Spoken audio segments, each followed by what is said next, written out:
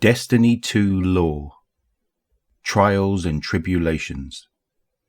Chapter 4, Reflections. Entry 3. My days since arriving at this sanctuary have been blessed with acceptance and tranquility. Healthy debate regarding the teacher's words is welcomed and appreciated. We all seek to understand the light and the necessity for darkness. Sister Feora has fawned over my interpretation of the texts. She said I could see what others could not. She has opened my mind to the consideration that my condition is a blessing rather than a curse. Time will tell. Entry 8.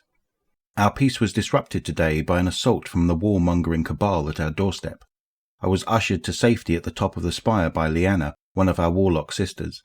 Without a moment's notice, she jumped straight into the fray and began to push our intruders back. During the battle, something strange occurred.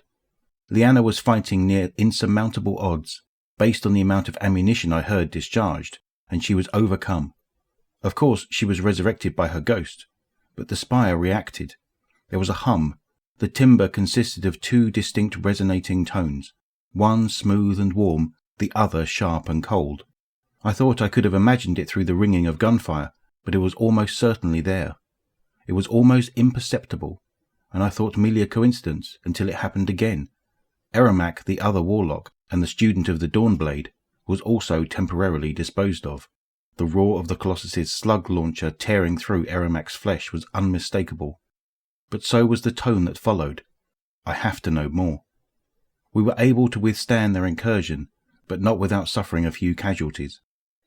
Now we must prepare for a funeral, but my thoughts are dominated by that mysterious tone. Perhaps later we can try to replicate it. Entry 12. After explaining the phenomena to Sister Feora, she has recruited the warlocks to participate in thanatonautic death trials, in the hopes to recreate the hum and gain some clarity into its purpose.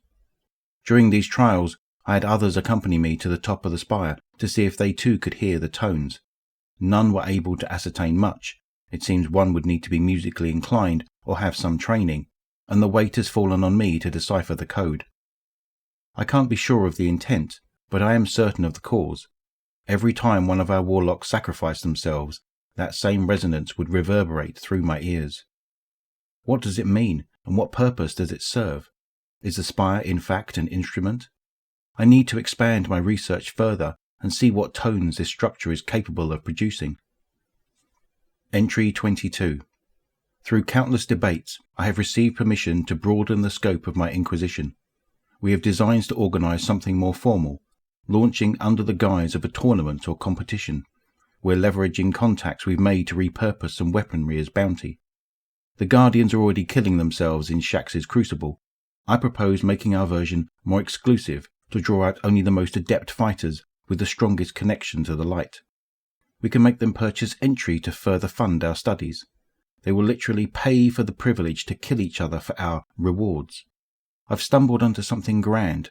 I will do whatever it takes to get the answers I seek, just as Osiris would. Should he ever return, I imagine he will be quite proud and pleased to meet me.